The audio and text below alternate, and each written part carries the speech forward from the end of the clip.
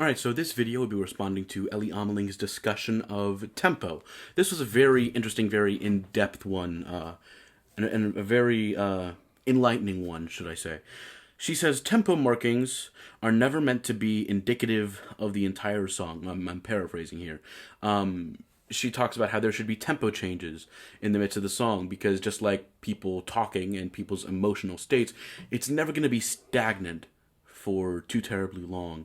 And it also brings up the thing where the tempo, the words that indicate tempo at the beginning of songs, unless they're unless there is a metric marking, like quarter note equals 90 or whatever the case may be, it's never precise. It's always more like a how you feel it to be. Sure, there's a range for each of those tempo markings, like andante and prestissimo and all those other things, but it's more or less a feeling of it.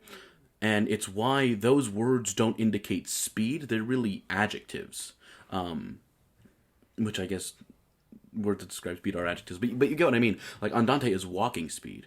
It doesn't say moderately slow, in Italian at least. So that's something that made me think of that.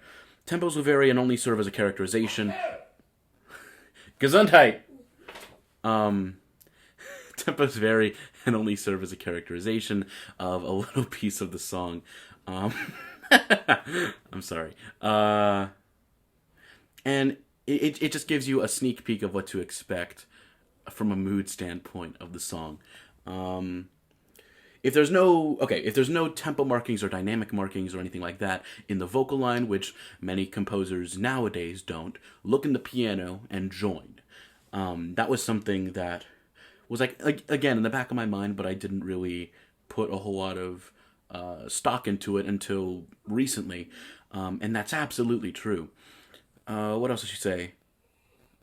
The voice has more variety for color than almost any instrument. That's also something that's really interesting because we can do it at will, and we have so many. It's like if a trumpet or a trombone or another brass instrument could change the shape of their bell, and yeah, they can with muters and coverings, cloth coverings, things like that. But we can do it on the fly, and that is another thing that helps us stand out, and I think is so cool about the voice.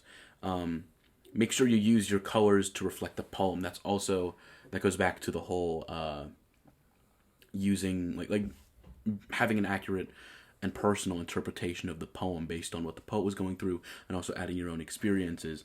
You can do that by changing the vowel color and making it reflect what the poem is saying, especially in foreign languages. She also says, don't overdo it. Like if it's a dark vowel, it doesn't need to be all the way back here. For instance, okay, here's something she said that stuck out to me. She said, before you sing, hear the color in your mind.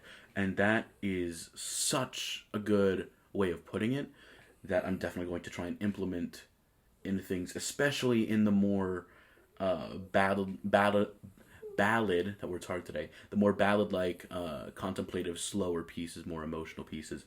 I'm definitely going to use that, and when I eventually teach, I'm going to use that as well.